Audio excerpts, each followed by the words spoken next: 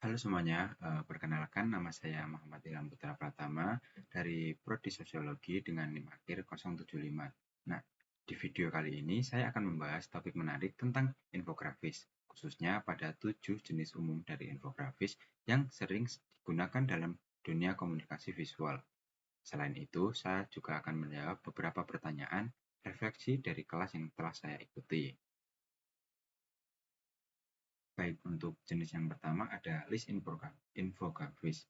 Nah, list infografis ini menyajikan informasi dalam bentuk daftar yang terstruktur, biasanya digunakan untuk merangkum poin-poin yang penting. Oke, untuk yang kedua ada flowchart infografis. Nah, infografis ini menampilkan alur atau proses dalam bentuk bagan, misalnya alur cara kerja sistem, dan infografis ini sangat cocok digunakan untuk menjelaskan pengambilan keputusan langkah-langkah prosedural atau alur kerja. Nah, untuk yang ketiga ada timeline infografis. Nah, timeline infografis ini menyajikan informasi berdasarkan urunan waktu atau runtutan waktu yang terjadi. Contohnya bisa berupa sejarah perkembangan teknologi dari tahun ke tahun. Nah, infografis ini sangat efektif untuk memperlihatkan hubungan sebab, akibat, dan perkembangan suatu peristiwa. Nah, yang keempat ada map infografis. Map infografis ini bertujuan untuk menampilkan data yang berkaitan dengan letak geografis. Nah, misalnya seperti peta persebaran penduduk, peta tingkat kemiskinan, atau peta lokasi gempa. Nah, infografis ini tuh sangat membantu kita dalam menganalisis secara spasial. Baik, yang kelima ada visual artikel. Nah, visual artikel sendiri ini infografis yang membahas artikel yang diubah dalam bentuk visual. Nah, biasanya memadukan gambar, icon, teks pendek agar membaca itu tidak bosan. Nah, tujuannya agar isi dari artikel itu lebih menarik dan mudah dicerna. Nah, oke, selanjutnya ada comparison infografis. Perbandingan yang digunakan untuk menunjukkan perbedaan antara dua atau lebih objek, ide, atau data. Nah, misalnya itu ada kayak membandingkan dua produk atau dua kebijakan. Nah, infografis ini tuh digunakan dan bertujuan untuk mengetahui perbedaan dari kedua sistem. Nah, infografis ini tuh sering menggunakan desain dua kolom yang saling berhadapan. Untuk yang terakhir ada data visualization.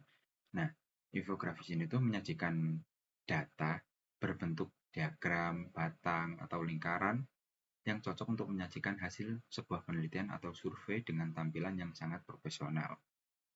Baik, yang selanjutnya saya akan menjawab beberapa soal refleksi.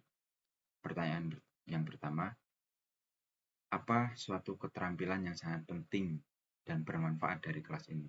Nah, untuk menurut saya sendiri, karena saya sangat tertarik dengan desain visual seperti infografis, menurut saya infografis adalah salah satu materi yang sangat bermanfaat karena materi ini tuh membentuk keterampilan kita dalam membuat suatu visual yang untuk memberikan informasi kepada seseorang. Nah, keterampilan ini tuh sangat berguna untuk kehidupan sehari-hari, terutama dalam presentasi, dalam kelas, atau dalam dunia kerja. Oke, baik, untuk pertanyaan yang kedua, apakah ada bagian dari materi atau kegiatan pembelajaran yang bisa ditingkatkan? Nah, menurut saya, penerapan praktik langsung dari materi infografis ini yang perlu ditingkatkan lagi, karena mungkin ketika kita mengerjakan hanya 1 hari atau 2 hari, kita tidak akan fokus dan berkembang karena hanya sekali 2 kali saja kita mencoba. Tapi saya mengusulkan jika kita ada tugas mingguan yang menyuruh kita untuk membuat infografis dan ditentukan temanya atau topik tertentu.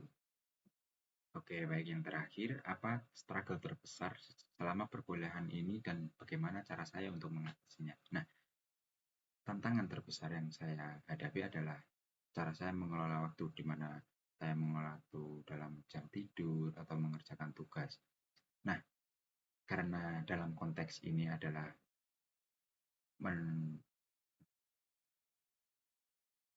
karena dalam konteks ini adalah keterampilan, maka kita harus mempunyai waktu yang luang atau waktu yang dimana kita itu harus fokus dan butuh banget ketelitian dan kreativitas. Menurut saya kurang bisa eh,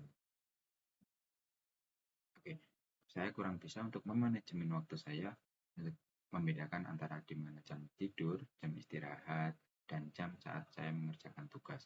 Nah, untuk saya mengatasinya, sejauh ini saya hanya membuat jadwal-jadwal kecil untuk membagi di mana saat jam tertentu saya mengerjakan tugas dan istirahat.